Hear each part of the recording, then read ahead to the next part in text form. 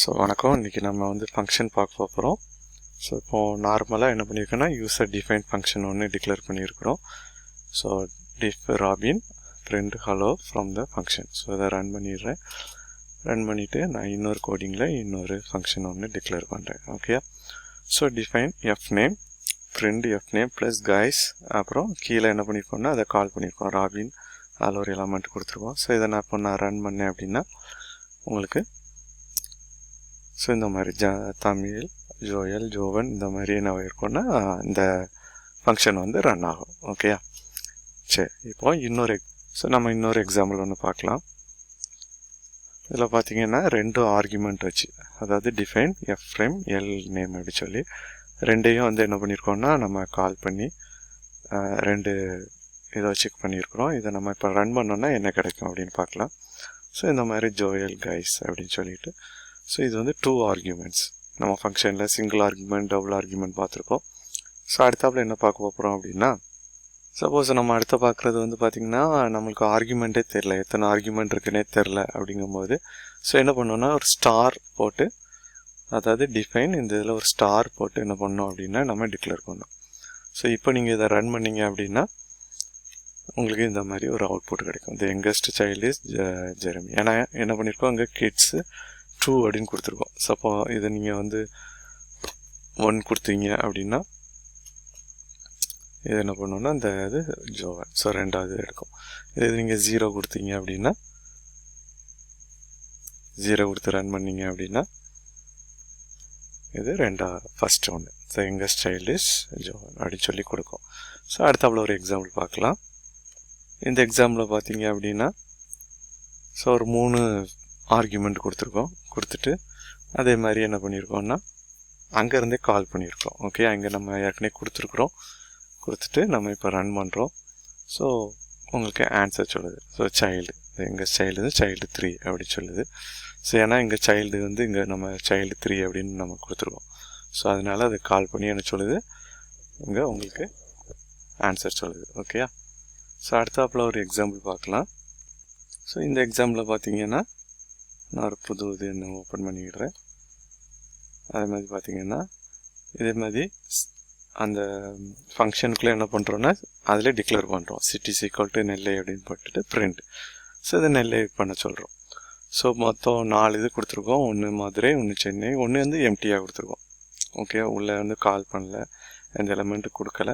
So இது எப்படி run ஆகுது அப்படின்னு சொல்லி பார்க்கலாம். ஸோ இங்கே பார்த்தீங்கன்னா first I am from Madurai. So அந்த சிட்டி எடுத்துக்கிறது. செகண்ட் ஒன்று சென்னை எடுத்துக்கிறது. 3வது வந்து பார்த்திங்கன்னா அந்த நெல்லை. ஸோ எம்டியாக கொடுக்கும்போது அது என்ன பண்ணுது, டிஃபால்ட்டாக அதை எடுத்துக்கிறது. ஓகே, சரி, நம்ம இன்னொரு எக்ஸாம்பிள் ஒன்று பார்க்கலாம். ஸோ இந்த எக்ஸாம்பிள் பார்த்திங்கன்னா ஒரு ஃபார் லூப்போடு இருக்குது. ஸோ டிஃப் ராபின் ஃபுட்டு for x in the foot அப்படின்னு கொடுத்துட்டு பிரிண்ட். ஸோ இங்கே வந்து ஃப்ரூட்ஸ் வந்து கொடுத்துருக்கோம், என்னென்ன ஃப்ரூட்ஸ் அப்படின்னு சொல்லிட்டு. ஸோ இங்கே ராபினில் வந்து ஃப்ரூட்ஸை வந்து நம்ம வாங்கியிருக்கிறோம். ஓகே, ஸோ இதை வந்து இப்போ நீங்கள் ரன் பண்ணிங்க அப்படின்னா ஸோ ஒவ்வொரு எலமெண்ட்டும் என்ன பண்ணுது, அது இங்கே வாங்கி கொடுத்துருது. ஓகே, ஸோ இது one of the example. So இன்னும் வேறு என்ன எக்ஸாம்பிள் பார்க்கலாம் அப்படின்னு சொல்லி பார்க்கலாம். ஸோ இன்னொரு ஃபங்க்ஷன் பார்த்தீங்கன்னா உங்களுக்கு ரொம்ப ஃபேமஸாக ரெக்ரெசிவ் ஃபங்க்ஷன் சொல்லுவாங்க. அந்த ஃபங்க்ஷன் உங்களுக்கு இங்கே நான் ரன் பண்ணி காட்டுறேன். So this is my regression அப்படின்னு சொல்கிறோம். For K is equal to result என்ன பண்ணுது, K plus M regression K minus result. So இது எப்படி ரன் ஆகுது, இதை ரெக்ரெஷன் சாம்பிள் ஒரு மை ரெக்ரெஷன் 5 இங்கே வாங்கியிருக்கோம். ஸோ 5க்கு ரெக்ரெஷன் க்ரியேட் பண்ணி கொடுக்கும். ஸோ அதோடைய அவுட்புட் பார்த்தீங்கன்னா இந்த மாதிரி இருக்கும். இந்த ரெக்ரெஷன் எக்ஸாம்பிள் வந்து பார்த்தீங்கன்னா 1 3 6 10 15 15. So this is the regression. Okay, so நம்ம இப்போ என்ன பார்க்க போகிறோம் அப்படின்னா ஒரு ஃபார் லூப் பார்க்க போகிறோம். இன்றைக்கி இந்த வீடியோவில் என்ன பார்க்க போகிறோம் அப்படின்னா மறுபடியும் ஒரு ஃபார் லூப் ஒன்று பார்க்க போகிறோம். So for range, so for x இந்த ரேஞ்ச் 6 அப்படின்னு கொடுத்துட்டு செமிகோலன் கொடுத்துட்டு நம்ம என்ன செய்கிறோம், ரன் பண்ணிங்க அப்படின்னா ஸோ ஜஸ்ட் லைக் ஒன்று அறையில் இருக்கிற இண்டெக்ஸிங் மாதிரியே உங்களுக்கு என்ன செய்யும், வந்துடும். ஸோ இன்னொரு எக்ஸாம்பிள் பார்க்கலாம். இதே இன்னொரு எக்ஸாம்பிள் பார்த்தீங்க அப்படின்னா இதே ரேஞ்சில் 2, இதுன்னு கொடுக்குறோம். ஸோ 2ல் இருந்து உங்களுக்கு ஆரம்பித்து 6 வரைக்கும் என்ன செய்யும், போகும். ஓகே, ஸோ அதே மாதிரி இன்னொரு எக்ஸாம்பிள் ஒன்று பார்க்கலாம். இதே இதில் கால் பண்ணிவிட்டு 30 கொடுங்க. ஸோ 3 என்ன பண்ணலாம் அப்படின்னு சொல்லிட்டு இன்க்ரீஸ் பண்ணிவிட்டு இதை நம்ம ரன் பண்ண போகிறோம். ஸோ 2 அப்புறம் 5 8 11 அப்படி 3 நேரம் 30 வரைக்கும் இன்க்ரீஸ் ஆகிற மாதிரி இந்த ஒரு ஃபார் லூப். ஸோ எல்லாம் அதே மாதிரி தான், பட் கொஞ்சம் டிஃப்ரெண்ட்டாக என்ன ஆகும் அப்படின்னா இது எக்ஸிக்யூட் ஆகும். ஸோ ஸ்டார்டிங்கில் உள்ளது நார்மலாக 2,6 அப்படின்னா 2,6. ஸோ இந்த ஃபார் லூப். அடுத்தாப்புல ஒரு எக்ஸாம்பிள் பார்க்கலாம் நம்ம. ஸோ இந்த ஃபார் லூப்பில் பார்த்திங்கன்னா ஒரு ஸ்ட்ரிங் மாதிரி கொடுத்தோன்னா எப்படி இருக்கும். So for exists in robin அப்படின்னு கொடுத்துட்டு பிரிண்ட் கொடுக்க போகிறோம். ஸோ இது எப்படி பிரிண்ட் பண்ணுது அப்படிங்கிறத பாருங்கள். ஸோ ஒரு எலமெண்ட்டே எடுத்து என்ன ஆகும் அப்படின்னா எக்ஸிக்யூட் பண்ணும். ஸோ இதான் வந்து ஃபார் லூப்பில் ஸ்ட்ரிங்கை யூஸ் பண்ணும்போது டிஃப்ரெண்ட்டாக ஒரு ஆன்சர். உங்கள் சீலெலாம் இந்தளவுக்கு ஆன்சர் வராது, ரொம்ப சிம்பிளாக என்ன இருக்கும் வருது. ஓகே, இன்னொரு எக்ஸாம்பிள் ஒன்று பார்க்கலாம். ஸோ இன்னொரு எக்ஸாம்பிள் பார்த்தீங்க அப்படின்னா இதே மாதிரி என்ன பண்ணுறோன்னா நேம் வந்து லிஸ்ட்டில் எடுத்துகிட்டு 3 நேம் கொடுக்குறோம். அந்த 3 நேமையும் எடுத்துகிட்டு ஃபார் லூப்பில் என்ன பண்ண போகிறோம்னா எக்ஸை வந்து என்ன செய்கிறோம் அந்த நேமில் வந்து வாங்குகிறோம். ஸோ பிரிண்ட் எக்ஸ் கொடுக்குறோம். ஸோ ஒரு கண்டிஷன் கொடுக்குறோம், எக்ஸ் ஈக்குவல் டு ராபினாக இருந்தால் என்ன செய்யணும் பிரேக் பண்ணணும் அப்படி சொல்லிட்டு கண்டிஷன் கொடுத்துருக்கோம். ஸோ இதை இதோடைய லூப்பு. இதை நம்ம ரன் பண்ணோன்னா உங்களுக்கு என்ன ஆகுனா ராபினோட நின்றுவிடும், ஜோவன் இந்த 3வது நேம் வராது. ஸோ இதுதான் வந்து ஒரு லிஸ்ட்டு. ஆக்சுவலாக நேம் வந்து ஒரு லிஸ்ட்டு ஸ்கொயர் ப்ராக்கெட்டில் கொடுத்துருக்குறோம். கொடுத்தா இந்த மாதிரி என்ன செய்யும் உங்களுக்கு வரும். ஸோ இன்னொரு எக்ஸாம்பிள் ஒன்று பார்க்கலாம் இதே ஃபார் லூப்பில். இதில் பார்த்தீங்கன்னா இந்த பிரிண்ட் வந்து அவுட்டர் ரிங்கில் வந்து கொடுத்தா இப்படி இருக்கும். ஸோ இது வந்து இன்னர் ரிங்கில் கொடுத்துருக்குறோம். இது வந்து ஒரு அவுட்டர் ரிங்கில் இதே மாதிரி கொடுத்தோன்னா என்ன வரும். ஸோ இதே மாதிரி செக் பண்ணிவிட்டு என்ன பண்ணியிருக்கோன்னா இந்த பிரிண்ட்டை வந்து இந்த அவுட்டர் ரிங்கில் கொடுத்துருக்குறோம். ஸோ சேம் தான். ஸோ அங்கே வந்து ப்ராக்கெட் போட்டிருந்தேன், இங்கே ப்ராக்கெட் போடலை. ஸோ இதை இப்போ ரன் பண்ணால் என்ன நடக்கும். ஸோ ஜோயல் மட்டும் பிரிண்ட் ஆகும். ஸோ அதோட நின்றுவிடும். ஸோ செக் பண்ணிவிட்டு ராபின் வரைக்கும் செக் பண்ணிவிட்டு அங்கே ராபின் வரைக்கும் போகும், இங்கே வந்து இதோட நின்றுவிடும். ஓகே, ஸோ நெக்ஸ்ட் ஒரு எக்ஸாம்பிள் பார்க்கலாம் நம்ம. ஸோ இந்த எக்ஸாம்பிள் பார்த்தீங்க அப்படின்னா இதே பிரேக்குக்கு இல்லாமல் ஒரு கண்டினியூ அப்படின்னு சொல்லி போட்டோன்னா என்ன ஆகும். அதே எலமெண்ட்டு தான். ஸோ 5 எலமெண்ட் வச்சுருக்கிறேன். இதே மாதிரி என்ன பண்ணியிருக்கிறேன்னா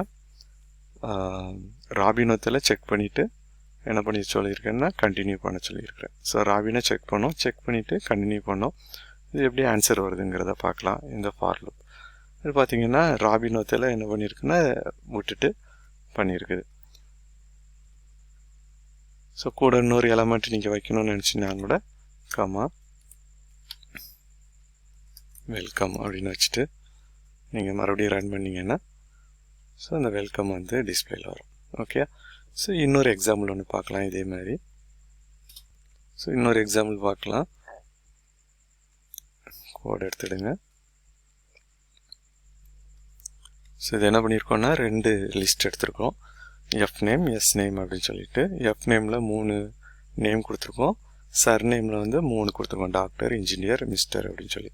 ஸோ எக்ஸஸ் இந்த F name, Y S name. So print Y comma X அப்படின்னு கொடுத்து பிரிண்ட் பண்ண சொல்கிறோம். ஸோ என்ன வரும் அப்படின்னு சொல்லி பாருங்கள். ஸோ இந்த மாதிரி 3 element, doctor robin, engineer robin, mister robin.